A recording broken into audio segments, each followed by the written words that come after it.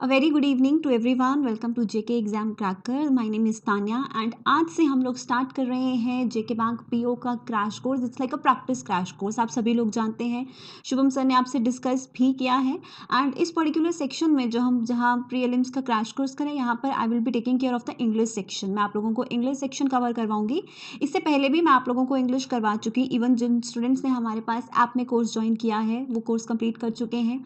Even मैंने YouTube पर भी ग्रामर की क्लासेस अपलोड की हैं। If you don't know about those classes, आप लोग प्लेलिस्ट में जाइए, आपको इंग्लिश बाय तान्या मैम दिखेगा। आप लोग वहाँ पर जाकर इंग्लिश की प्लेलिस्ट में वीडियोस चेकआउट कर सकते हो। ठीक है, स्टार्ट करेंगे आज हम लोग सिलेबस। एंड ये पूरा जो 15 दिन का कोर्स होगा, I am not going to start from the basics. एक एक चीज़ मैं पढ़ाने नहीं वाली हूँ। We are just doing practice questions.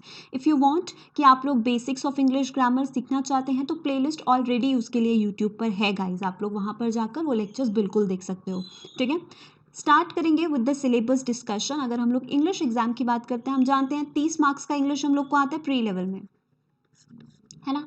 जहाँ पर इंग्लिश सेक्शन डिवाइड होता है 3 सेक्शंस में। इंग्लिश ग्रामर पूछी जाती है, रीडिंग बेस्ड क्वेश्चंस पूछे जाते हैं, vocabulary word usages based questions पूछे जाते हैं। ग्रामर में हम लोग को एरर स्पॉटिंग, रिप्लेसमेंट, इंप्रूवमेंट ऐसे क्वेश्चंस पूछे जाते हैं। रीडिंग एबिलिटी में हम लोग को cloze test, reading comprehension, sentence rearrangement जैसे क्वेश्चन पूछे जाते हैं।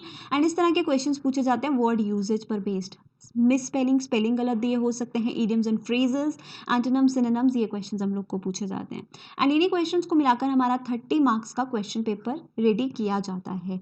हम लोग ने आपके लिए मॉक टेस्ट भी स्टार्ट कर दिए हैं। आज से ही आपका मॉक टेस्ट का रजिस्ट्रेशन स्टार्ट हो गया, जहाँ पर एक फ्री मॉक आपके लिए ऑलरेडी अवेलेबल है। If you want to check the level, किस तरह के क्वेश्चंस बैंक एग्जाम में आता है, तो आप लोग वो फ्री मॉक ज़रूर अटेम्प्ट कीजिएगा। ठीक है गाइस, जिसकी टाइमिंग्स क्या रहेंगी वो सब कुछ डिटेल्स आपको शुभम सर देंगे। ठीक है, तो स्टार्ट करेंगे। आज हम लोग स्टार्ट कर रहे हैं with error spotting questions. I am repeating कि इस सेशन में, ये 15 दिन में हम लोग सिर्फ और सिर्फ पैटर्न्स की प्रैक्टिस करेंगे। किस तरह के क्वेश्चंस बैंक एग्जाम में पूछे जाते हैं, जेके बैंक पीओ में पूछे जाएंगे, क्या लेवल होगा आपके एग्जाम का, इस लेवल के हिसाब से हम लोग सिर्फ क्वेश्चंस प्रैक्टिस करेंगे।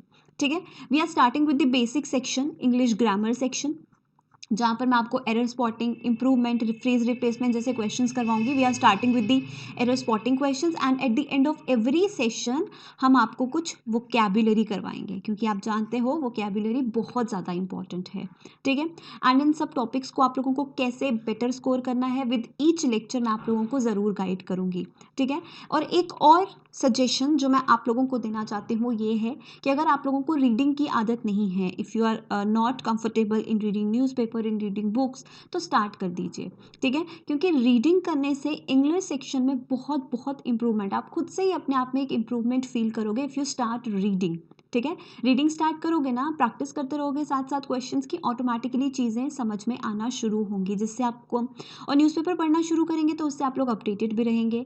आपका रीडिंग स्किल स्ट्रांग होंगी, आपकी वोकैबुलरी स्ट्रांग होगी, और रीडिंग स्किल्स अगर आपकी स्ट्रांग होंगी तो आपको पता है रीडिंग कॉम्प्रीहेंशन, क्लोज टेस्ट, ये मैक्सिमम वेटेज रखते हैं हमारे एसोसिएट एग्जाम में भी एंड पीओ में भी। मैक्सिमम वेटेज रखने वाले क्वेश्चन हैं, और इंग्लिश में अगर स्कोर अच्छा कर लिया तो वैसे ही आपका जो कट ऑफ है वो कट ऑफ क्लियर करने में आप लोगों को हेल्प मिल जाती है। ठीक है, चलो तो स्टार्ट करेंगे with the error detection questions. We are going to do 15 questions in total.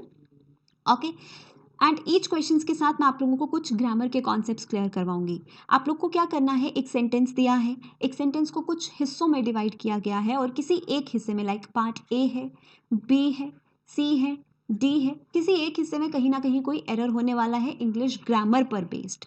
ठीक है, सो वो एरर आपको फाइंड आउट करना है। अगर एरर नहीं लगता आपको तो आपको नो एरर मार्क करना है। आपके पास क्वेश्चन पेपर में ए, बी, सी, डी, ई ऐसे 5 ऑप्शंस दे रखे होंगे, जिसमें भी एरर लिखेगा आप उसी को ऑप्ट करके आओगे।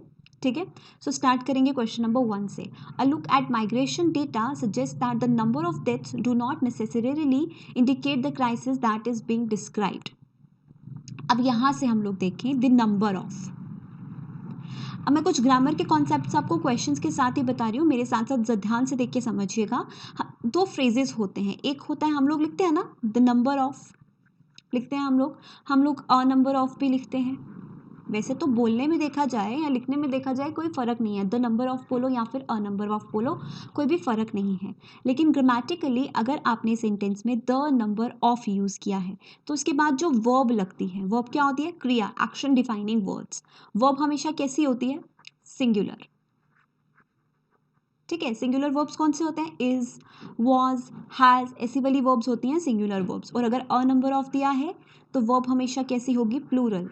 इसकी जगह क्या हो जाएगा? आर, वॉज की जगह वर, हैज़ की जगह हैव, इस तरीके से। If you want to understand the basics like noun क्या होती है, प्रोनाउन क्या होती है, वर्ब क्या होती है, इनके रूल्स क्या होते हैं, आप लोग सीखना चाहते हो तो आप लोग को साइड स्क्रीन पर अभी एक प्लेलिस्ट दिख रहा है, राइट?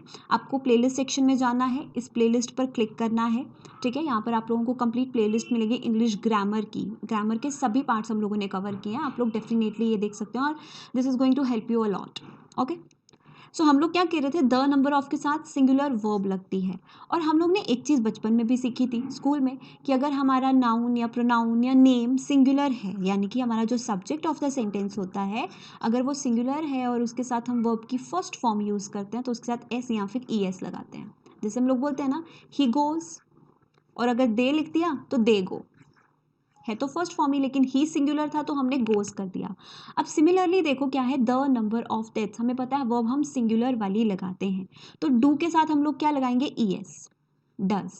क्योंकि जब फर्स्ट फॉर्म के साथ ई एस लग जाता है ना, इसको हम लोग सिंगुलर वर्ब बोलते हैं। क्यों बोलते हैं सिंगुलर वर्ब? क्योंकि ये सिंगुलर सब्जेक्ट के साथ लगती है।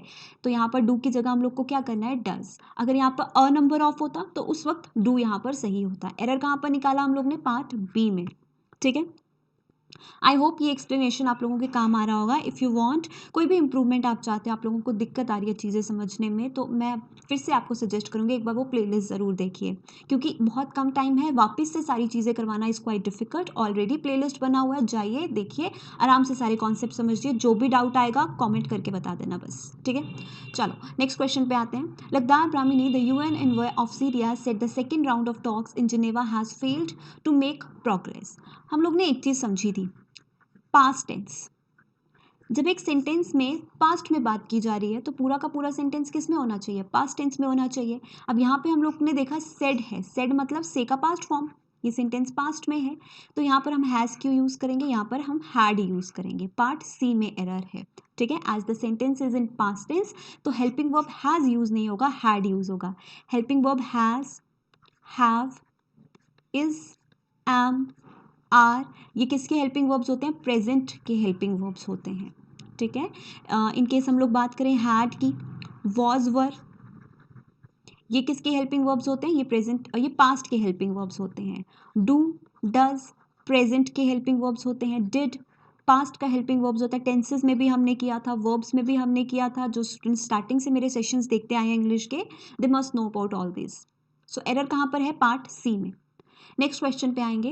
Till 1970 India was among first nations having the highest quota with IMF. Error है यहाँ पर। जब भी हम लोग ऐसा नंबर्स को लिखते हैं ना, like first, second, third, fourth, fifth, जब नंबर्स को ऐसा लिखा जाता है तो उन नंबर्स के साथ हमेशा हमेशा आर्टिकल द लगता है। वेन एवर यू से first, second, third, fourth, the first, the second, the third, the fourth, हमेशा इनके साथ क्या लगता है? द लगता है जब भी हम नंबर्स को ऐसे बताते हैं। ठीक है, सो एरर पार्ट ए में है। आगे बढ़ेंगे। The superintendent of Dasna jail in Ghaziabad said the Kohli had been transferred from Dasna to Meerut jail as the first had not facilities to carry out the execution। बोला क्या गया है? एसआई जो है दासना के, उन्होंने कोहली को ट्रांसफ़र कर दिया है। किसी एक प्रिजनर की बात हो रही है, उसे ट्रांसफ़र कर दिया दासना जेल से मीरठ जेल में, क्योंकि दासना जेल में कुछ पर्टिकुलर फैसिलिटीज़ अवेलेबल नहीं थी। अब यहाँ पर देखिए, द फर्स्ट, हमारे पास दो वर्ड्स होते हैं गाइस इंग्लिश में, फर्स्ट एंड फॉर्मर। फर्स्ट और फॉर्मर के बीच में डिफरेंस क्या होता है? फर्स्ट क्या बताता है? रैंक।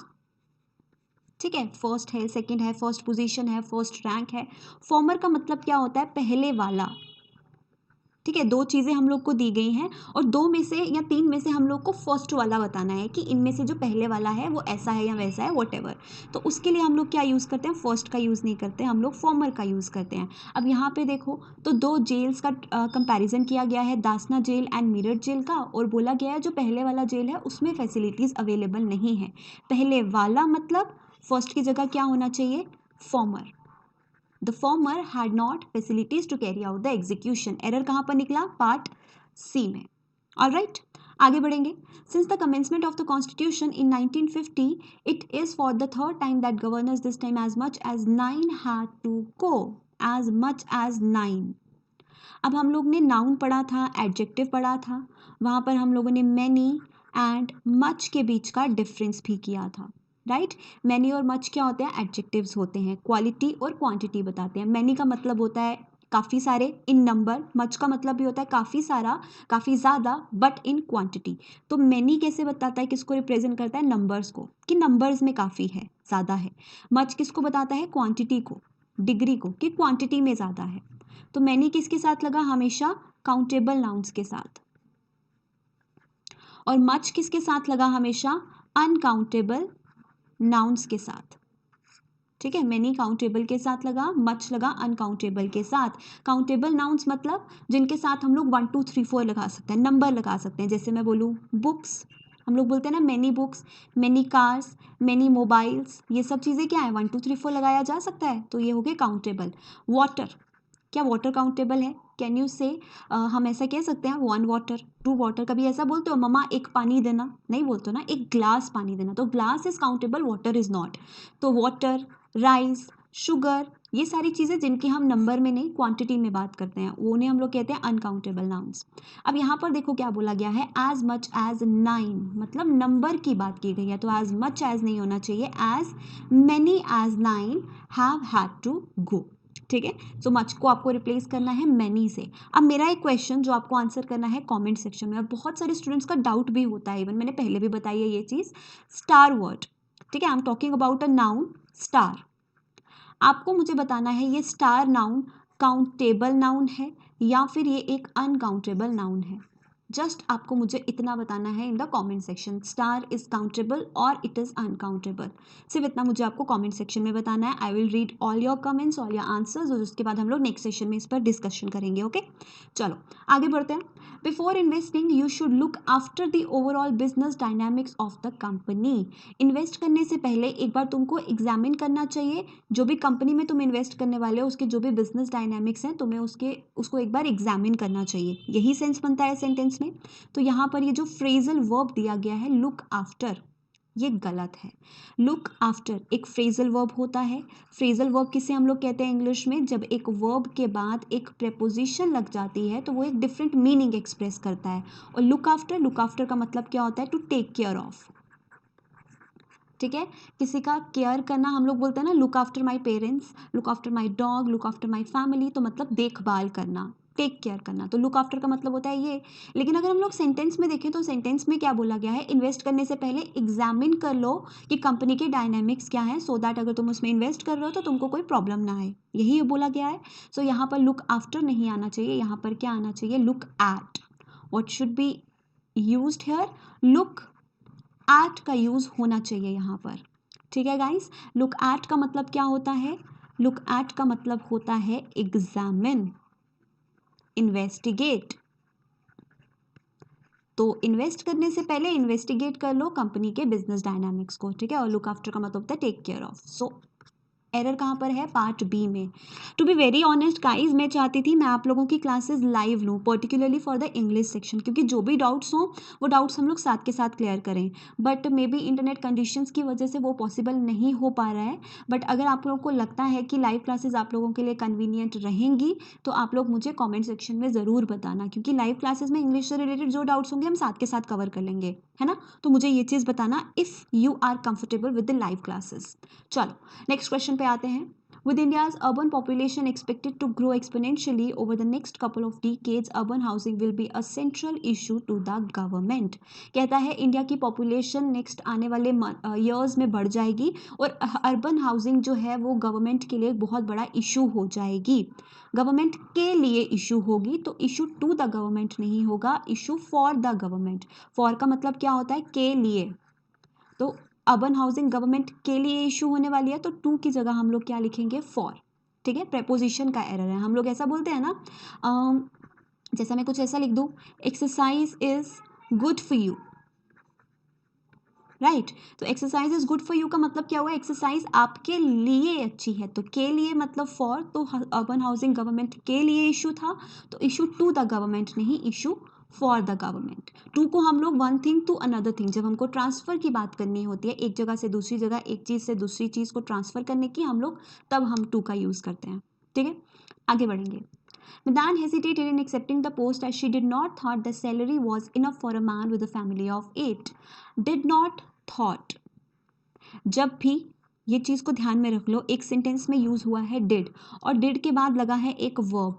वो वर्ब हमेशा फर्स्ट फॉर्म ऑफ वर्ब होती है। क्यों? क्योंकि डिड इटसेल्फ एक सेकंड फॉर्म है। Do, did, done, first form, second form, third form. तो सेकंड फॉर्म जब डिड की लगी है तो इसके बाद जो आगे वर्ब लगेगा वो हमेशा फर्स्ट फॉर्म होगा। तो थॉट नहीं होगा, क्या होगा? थिंक। थॉट की जगह हम लोग को थिंक करना है। Madan hesitated in accepting the post as she did not think that the salary was enough. Alright, question 9 पे मूव करेंगे। The share of revenue from the rural market has gone up steady over the last months. Has gone up steady नहीं, has gone up steadily. अब ऐसा हम लोग ने क्यों किया? स्टेडी की जगह हम लोग ने स्टेडीली कैसे लिखा, हमको कैसे पता चला? तो हम लोग ने पढ़ा था एडजेक्टिव। मैं आप लोगों का हर एक कॉन्सेप्ट रिकॉल करने की कोशिश कर रही हूँ क्योंकि काफ़ी टाइम हो चुका है। कुछ 3-4 महीने पहले हम लोग ने इंग्लिश पढ़ा था, जो लोग स्टार्टिंग से इंग्लिश पढ़ रहे हैं इस चैनल पे। सो मे बी कॉन्सेप्ट्स आप लोग अभी थोड़े भूल गए हो जेके एसएसबी के चक्कर में, तो रिकॉल कर लेते हैं। एडजेक्टिव क्या होता है? जो नाउन या प्रोनाउन की हमको बारे में बताए। एडवर्ब क्या होता है? जो हमको वर्ब, एडजेक्टिव, प्रेपोजिशन इस सब के बारे में बताता है। तो अब हमको बोला है कि मार्केट का जो शेयर रेवेन्यू है वो ग्रोन अप स्टेडीली। कैसे अप हुआ? स्टेडीली हुआ। एक्शन, एक्शन डिफाइनिंग वर्ड क्या हो गया? वर्ब। अब ये स्टेडीली जो है ये वर्ब के लिए लगा है। तो वर्ब के लिए स्टेडी क्या होता है? देखो मैं फिर से बता रही हूँ, स्टेडी होता है एक एडजेक्टिव, ठीक है, और स्टेडीली होता है इसी एडजेक्टिव का एडवर्ब फॉर्म। अब यहाँ पर क्योंकि वर्ब के लिए लगा है तो हम लोग एडजेक्टिव नहीं, हम लोग एडवर्ब फॉर्म यूज़ करेंगे क्योंकि एडजेक्टिव नाउन के लिए लगता है, ठीक है, इसीलिए हम लोगों ने स्टेडी की जगह स्टेडीली लिखा। आगे बढ़ेंगे। He always said success was something to be celebrated. Sentence किस में है? पास्ट में। तो मेरे साथ साथ रीड करना है, सारा का सारा सेंटेंस पास्ट में होना चाहिए। Was something to be celebrated but he also believe that failure was something that you must concentrate all your energies on resolving। इसकी जगह क्या होना चाहिए? was, as the sentence is in past tense। easy है, आगे बढ़ेंगे। Although ghost pepper is no longer the most hottest chili in the world as the India species export, the most hottest। हम लोग ने जब एडजेक्टिव्स पढ़ा था guys तो हमने समझा था एडजेक्टिव्स को हम लोग 3 डिग्रीज में डिफाइन करते हैं। जैसे मैं बोलूँ हॉट, इसकी कंपैरेटिव डिग्री हॉटर, इसकी सुपरलेटिव डिग्री हॉटेस्ट, है ना? Hot, hotter, hottest, clever, cleverer, cleverest, smart, smarter, smartest, ऐसा ही हम लोग लिखते हैं। तो कंपैरेटिव डिग्री के केस में हम लोग ई आर लगाते हैं और सुपरलेटिव डिग्री के केस में हम लोग ई एस टी लगाते हैं। और वहीं जब ऐसे वर्ड्स आ जाते हैं लाइक ब्यूटीफुल, ब्यूटीफुल भी तो एक एडजेक्टिव है, एक क्वालिटी वर्ड है। अब हम इसकी कंपैरेटिव डिग्री क्या बताएंगे? ब्यूटीफुलर, ब्यूटीफुलेस्ट, नो। इसके केस में हम लोग कैसे लिखते हैं? मोर, मोस्ट लगाते हैं। More beautiful, most beautiful, right. तो पॉइंट क्या है ये चीज़ बताने का कि या तो ई एस टी लगता है, या तो मोस्ट लगता है, या तो ई आर लगता है, या तो मोर लगता है। दोनों एक साथ नहीं आ सकते। द मोस्ट हॉटेस्ट गलत है, या तो हॉटेस्ट बोलो या फिर मोस्ट हॉट बोलो। वैसे इसके साथ ई एस टी लगा सकते हैं तो hottest is the correct one, ठीक है। सो यहाँ पर हम लोग को मोस्ट की ज़रूरत नहीं है। जब मोस्ट ई एस टी साथ में लग जाए तो ग्रामेटिकली इनको हम डबल सुपरलेटिव्स बोलते हैं, जिसको हम सेंटेंस में यूज़ नहीं करते, या तो मोस्ट या तो E S T. That's it, ठीक है। आगे बढ़ेंगे। Mock drills were carried out by security agencies at various parts of the country. At नहीं होना चाहिए, इन होना चाहिए। क्यों इन होना चाहिए? क्योंकि जब हमने प्लेस के केस में एट और इन का डिफरेंस आता है। एट यूज होता है एक पर्टिकुलर प्लेस के लिए, ठीक है, और इनका यूज होता है एक एरिया के लिए, एक सिटी के लिए, एक कंट्री के लिए।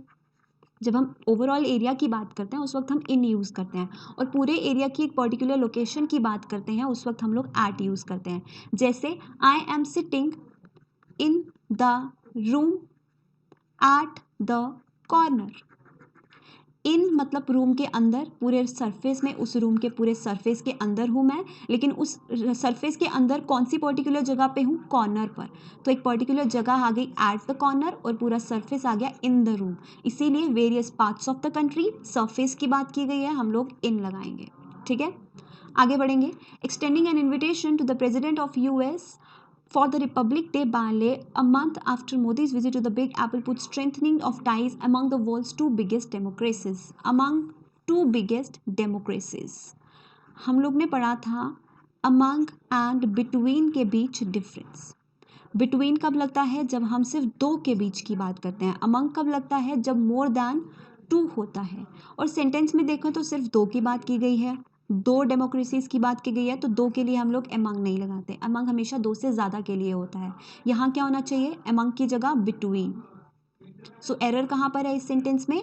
ऑप्शन डी में एरर है guys.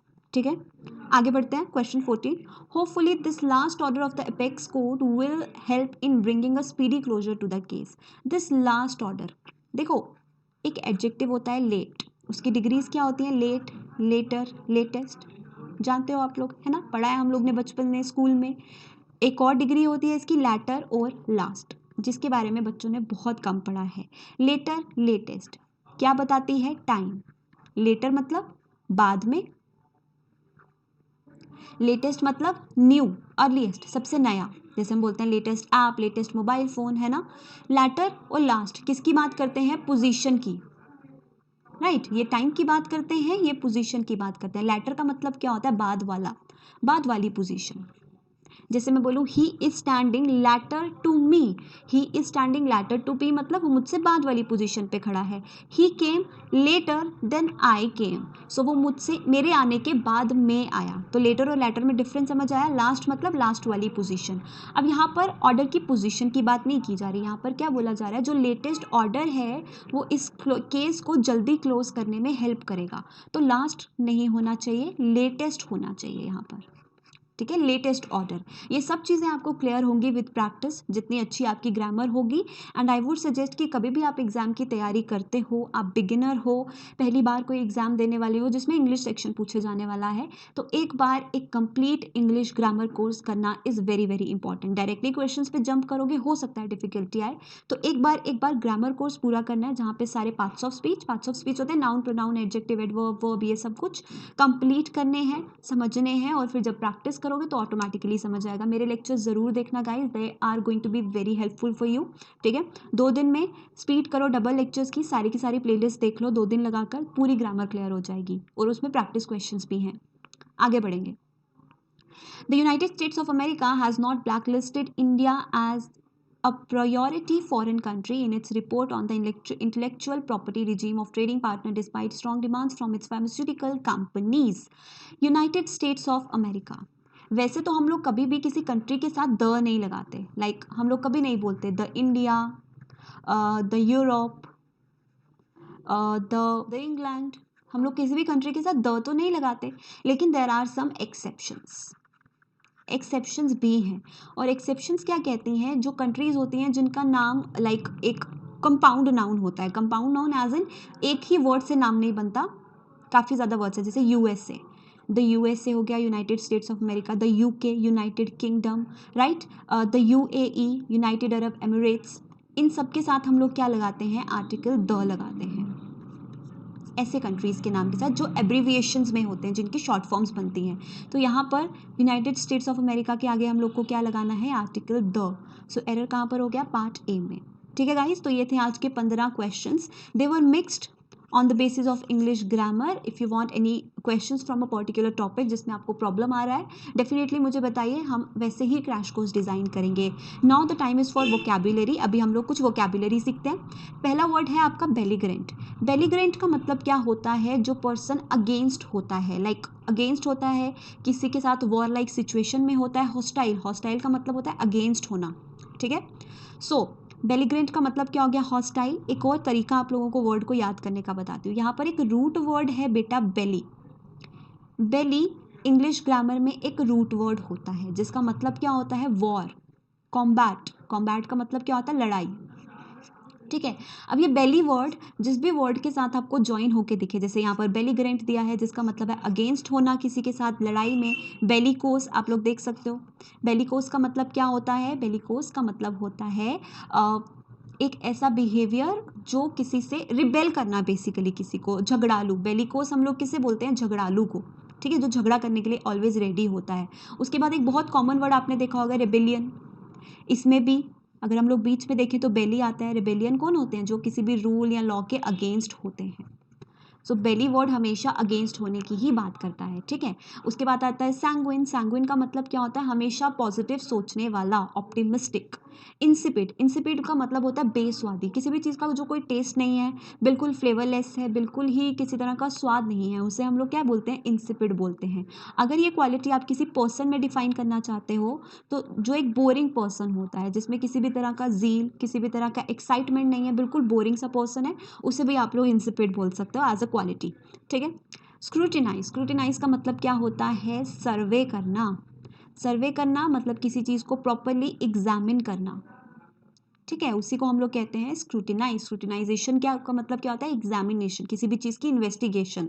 So this is your fourth word, ठीक है गाइज। इसी के साथ हमारा आज का लेक्चर खत्म होता है। If you like this session do tell me in the comment section, if you don't like this session then you can also tell me in the comment section, so that मैं improvement कर पाऊँ, ठीक है। So okay, good luck, good bye, मिलेंगे हम लोग कल के लेक्चर में with some very important questions.